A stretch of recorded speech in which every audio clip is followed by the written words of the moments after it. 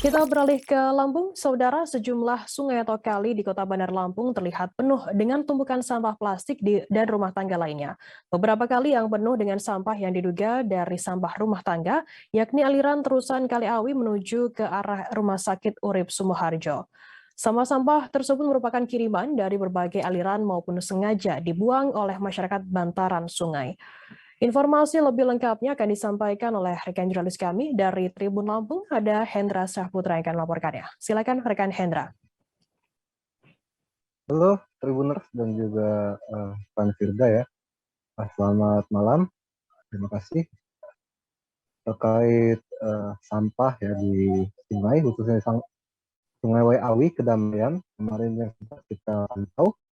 Memang terdapat banyak sekali timbunan sampah ya, sampah rumah tangga tentunya, baik sampah plastik maupun sampah dedaman yang memang hanyut.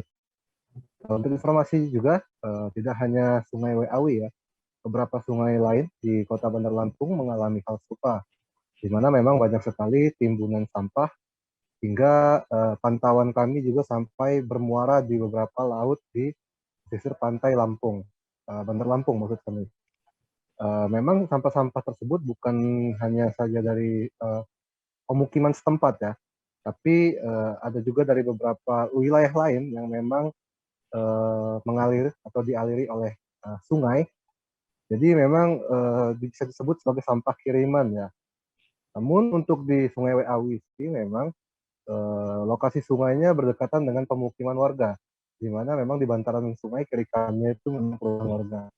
Dan untuk informasi juga Tribuners, beberapa sungai di Kota Bandar Lampung khususnya memang pada bulan kemarin sempat diteliti ya oleh pihak swasta, maksud saya bukan pihak swasta ya, atau pihak relawan lah ya, yang meneliti terkait bahwasanya di beberapa sungai di Kota Bandar Lampung mengalami pencemaran berupa adanya maksud saya adanya kadar klorin ya, klorin yang cukup tinggi untuk beberapa sungai di Kota Lampung, salah satunya di Sungai Wayawi. Seperti itu Firda dan rekan Tribuners semuanya. Ya baik, terima kasih rekan Hendra dari Tribun Lampung atas laporannya. Selamat bertugas. Jangan lupa subscribe, share, komen, dan like ya.